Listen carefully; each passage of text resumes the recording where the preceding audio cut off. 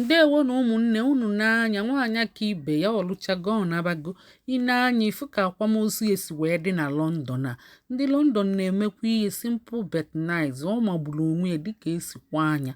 ọ bụ prọfesọ bụ Ogbuọja prọfesọ bụ onye na-emenyite Igbo afa peji kwue bụ Igbo Amaka na London so ịchọ inene ihe a n'uju ijee na Igbo Amaka na London ineneche isi ya jee nke ọma ya bụ rest in peace isikwa good fine beautiful Igbo Amaka na London bụ peji na-ewetara anyị Igbo ya bụ unu ga-afụkwa ya ka fasi mee ihe ọ dị simple but smart ọ bụrụ nke a na-akpọkọba ụwa niile ihe a magburu onwe ya na-anya ka unu fụ ya ndeewono.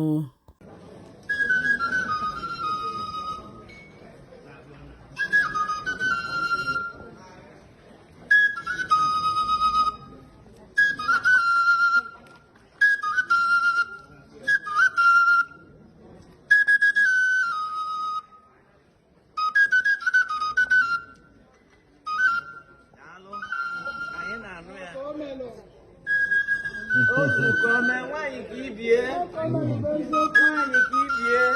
o chizuru echuzu asị ka acha nwaanyị ka ibie nwaolu nwa akwa nwaolu na-eji ite na mmiri ụgbọ nwaolu nwa akwa ojii nwaolu izuka na nwaanyị ka ibie tata ka na-ekwu maka anyị nwaolu na-esi ite na mmiri ụgbọ nwaanyị ka ibie nwaanyị mara akwụkwọ izuụka eme tata bụ ụbọchị Ezinne mmadụ ana nwaanyị ka ibie nwa ọgaranya nwa bụ ose obi n'obi ikporo nwaolu nwa akwa nwaolu na-esi ite na mmiri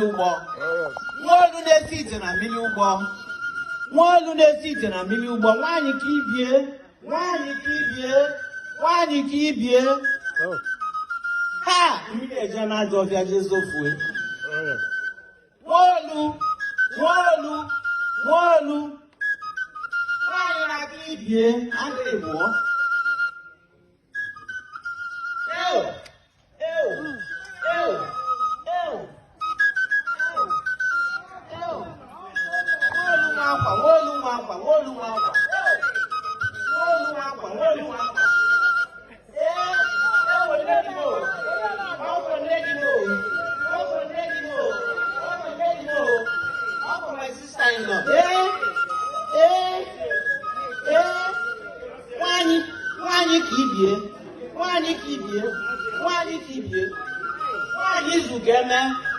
nwaanyị izugeme nwaolu na-esi ite na mmiri ụgbọ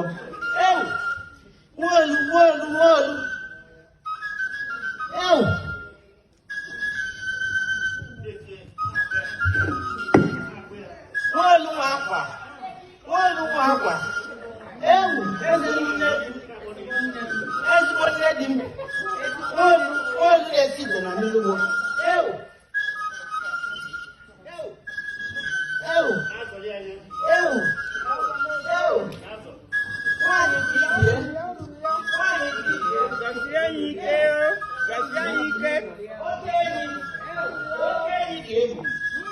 nwaanyị ka ibie izuụka eme nwaanyị ka ibie nwaolu nwa akwa nwaolu na-esi ite na mmiri ụgbọ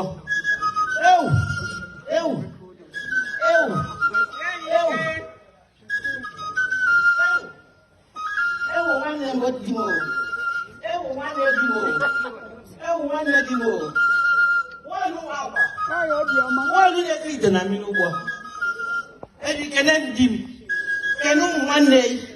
kene nne na nna ya abịa m famili unu juru eju unu wee nabasị anya ọnwa eme ofu mana ọwa onwe trafik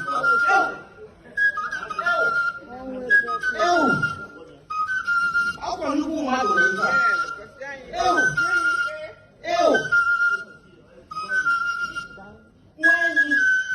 enyi anyị